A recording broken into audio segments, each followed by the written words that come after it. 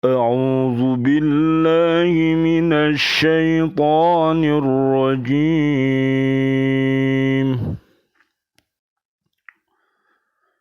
بسم الله الرحمن الرحيم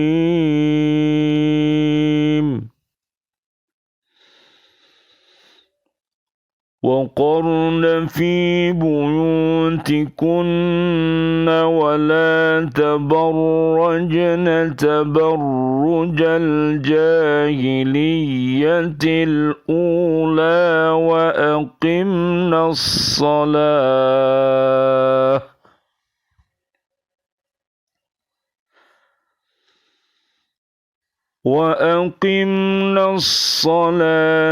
وآتينا الزكاة وأطعنا الله ورسوله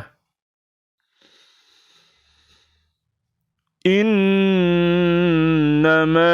يريد الله ليذهب عنكم الرجس أهل البيت ويطهركم تطهيرا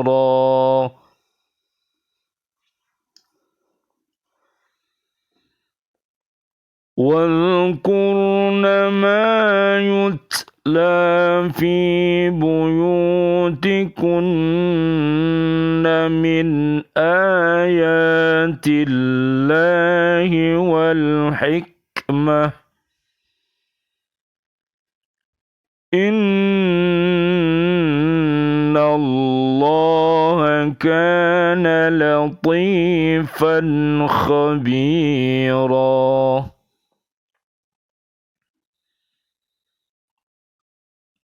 Dan hendaklah kamu tetap di rumahmu,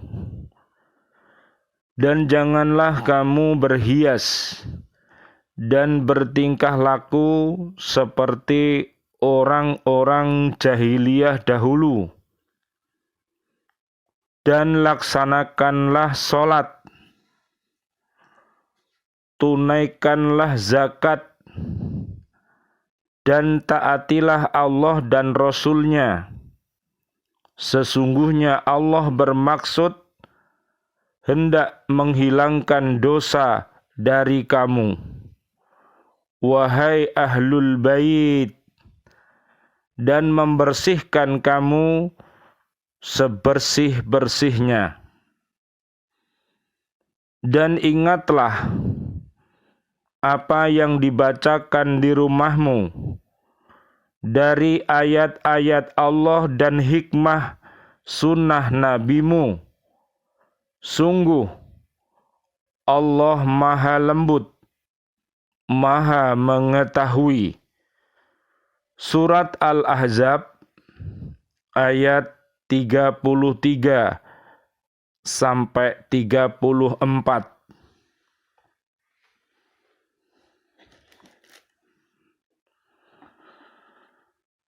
Pada ayat ini,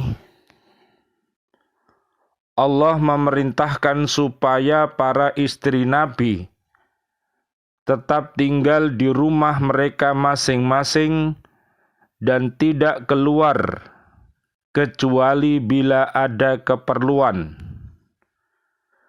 Perintah ini berlaku bagi istri-istri Nabi Shallallahu Alaihi Wasallam.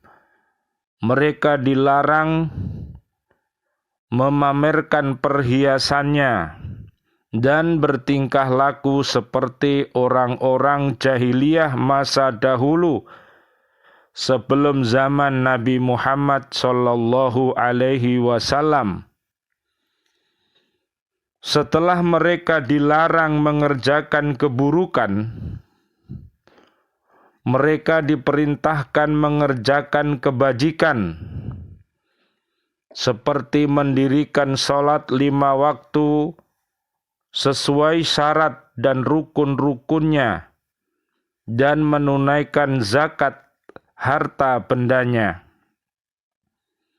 Telah menjadi kebiasaan jika disebut sholat, maka selalu dikaitkan dengan zakat sebab keduanya menghasilkan kebersihan diri dan harta.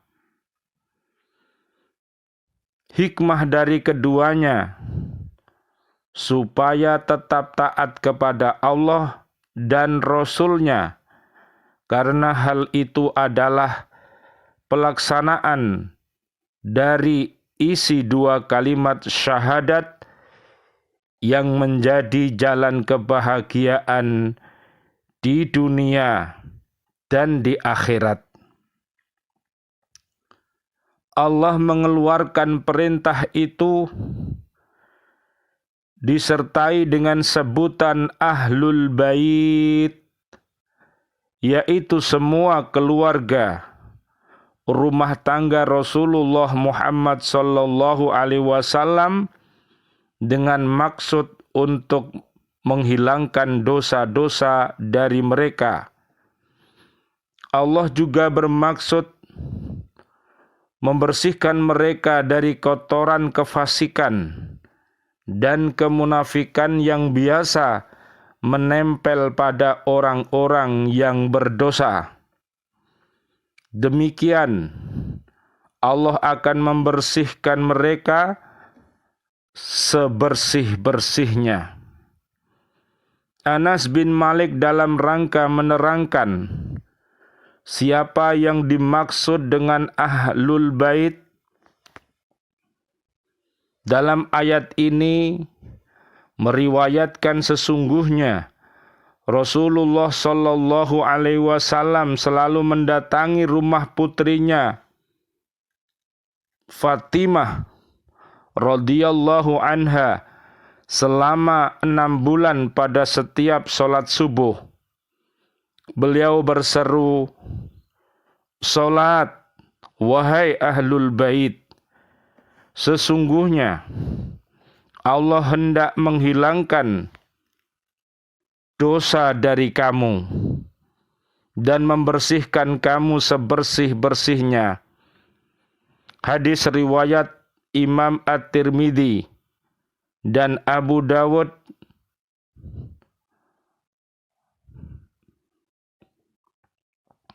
dari Anas bin Malik.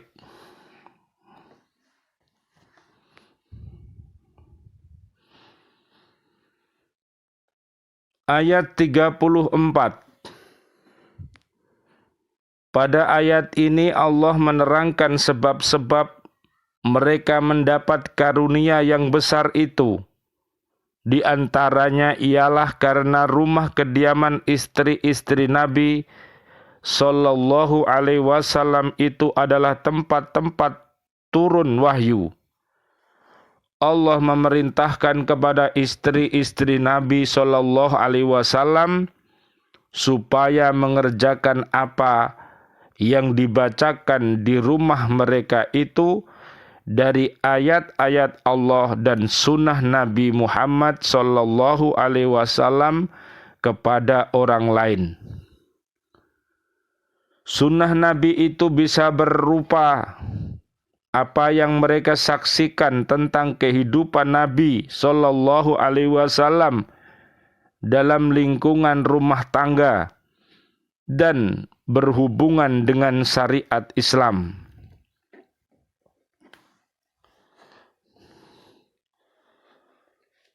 Allah Subhanahu wa taala berfirman dalam surat Al-Ankabut ayat 45.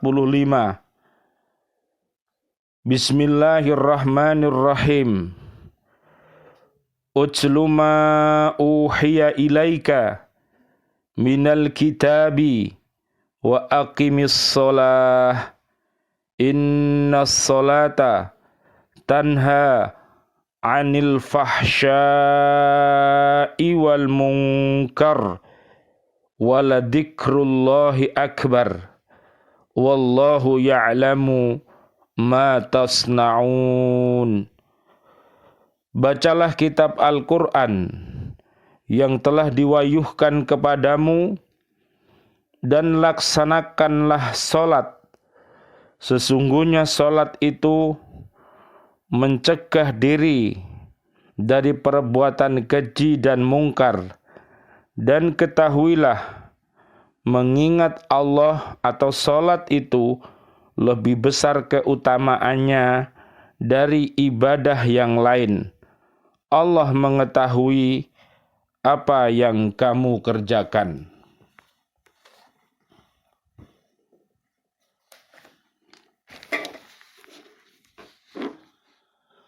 Allah berfirman, afa hukmal jahiliyati yabghun wa man ahsanu minallahi hukmal liqaumin yuqinun. Apakah hukum jahiliyah yang mereka kehendaki, dan hukum siapakah yang lebih baik daripada hukum Allah bagi orang-orang yakin. Quran Surat Al-Ma'idah ayat 50. Umat manusia khususnya bangsa Arab sebelum datangnya agama Islam pernah mengalami zaman jahiliyah. Mengapa disebut zaman jahiliyah? Secara harfiah jahiliyah itu berarti bodoh atau kebodohan, tidak tahu, tidak terpelajar. Berpijak dari pengertian harfiah ini, ada orang yang beranggapan bahwa Nabi Muhammad SAW dengan risalahnya hanya untuk menghadapi orang-orang yang bodoh. Agama yang dibawanya pun hanyalah untuk orang-orang yang tidak berperadaban dan tidak berpendidikan. Jadi untuk menghadapi orang-orang yang bodoh itu tidak membutuhkan skill, tapi cukup oleh orang yang bernama Nabi Muhammad sallallahu alaihi wasallam saja. Anggapan yang sangat keliru ini sebenarnya bangsa Arab saat itu bukanlah bangsa yang bodoh, bukan bangsa yang terisolir, bukan bangsa yang tidak terjamah oleh peradaban dan kemajuan. Mereka adalah bangsa-bangsa yang cerdas, bangsa yang menguasai sastra. Mereka para ekonomi yang gemilang, terbukti dengan banyaknya pedagang asing yang datang ke tempat itu. Mekah adalah pusat pertemuan berbagai budaya dan perdagangan.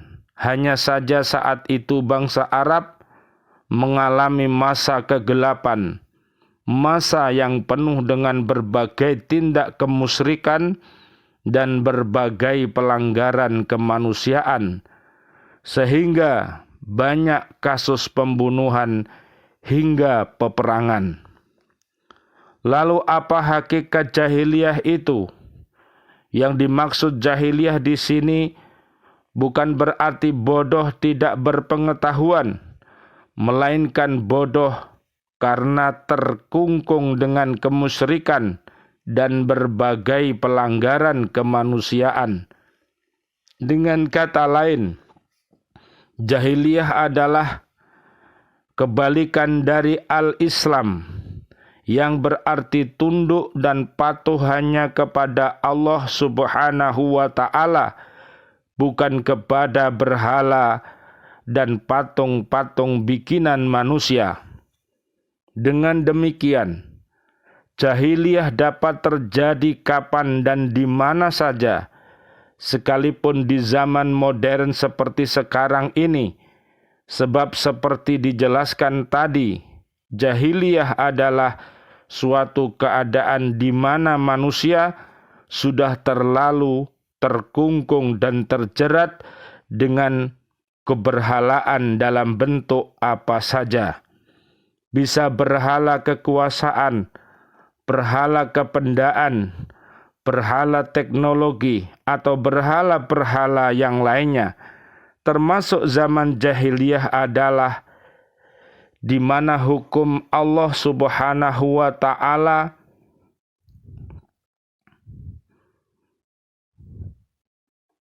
tidak dinomor sekiankan.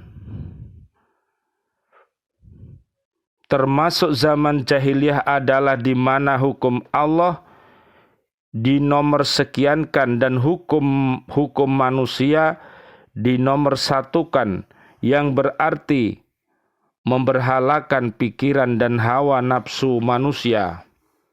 Namun, jika saja ketika mengambil keumuman apa yang biasa dilakukan orang-orang jahiliyah saat itu, barangkali kita dapat menganalogikannya dengan situasi dan kondisi sekarang di mana kita berada. Pada umumnya, orang jahiliyah sangat doyan dan nyandu beberapa perbuatan seperti berikut ini.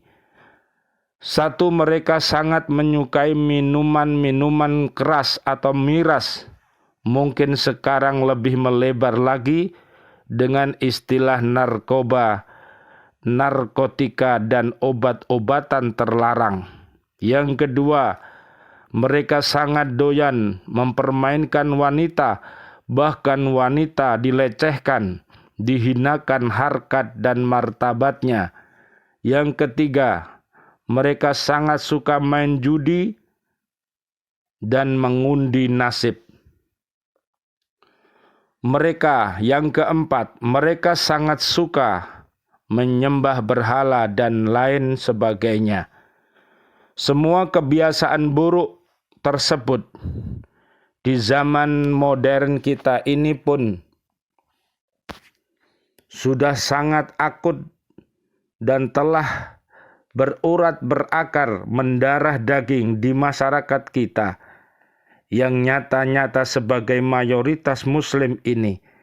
Sebagian saudara kita juga banyak yang bukan saja menjadi pelaku tetapi menjadi pelopornya. Ini semua sebagai tanda dan bukti konkret bahwa sekarang gejala-gejala jahiliyah sudah mengemuka dan sebagian tempat atau daerah sudah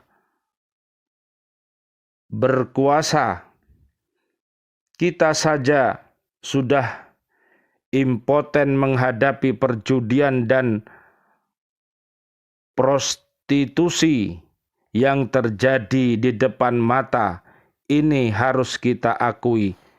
Ini semua terjadi sebab mayoritas manusia, khususnya umat Islam sendiri, sudah enggan bertahkim kepada hukum Allah Subhanahu wa ta'ala. Banyak yang merasa bangga dengan hukum-hukum buatan sendiri.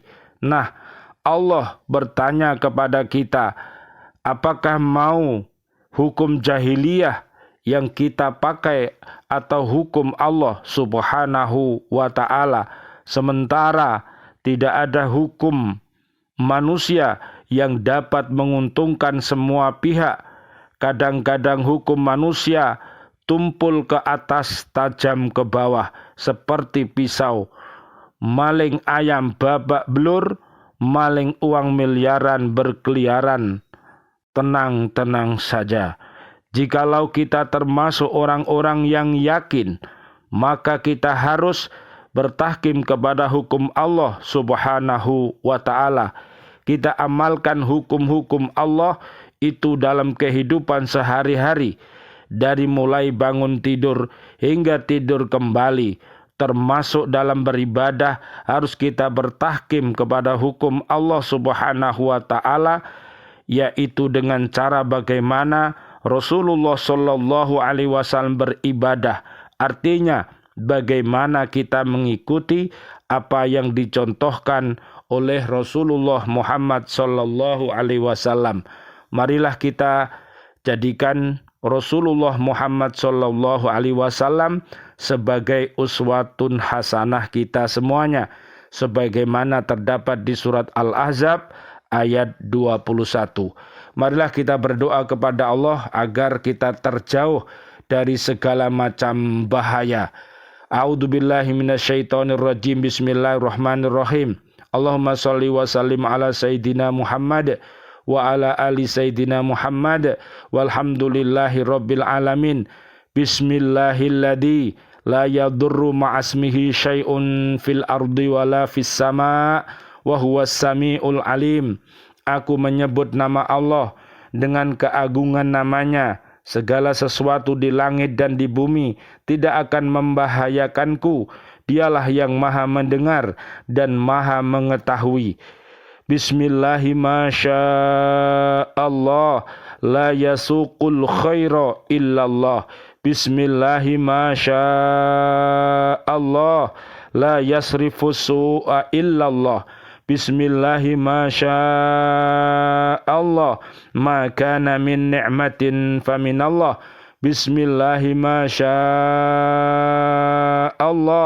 la haula wala quwwata illa billahil aliyil adim.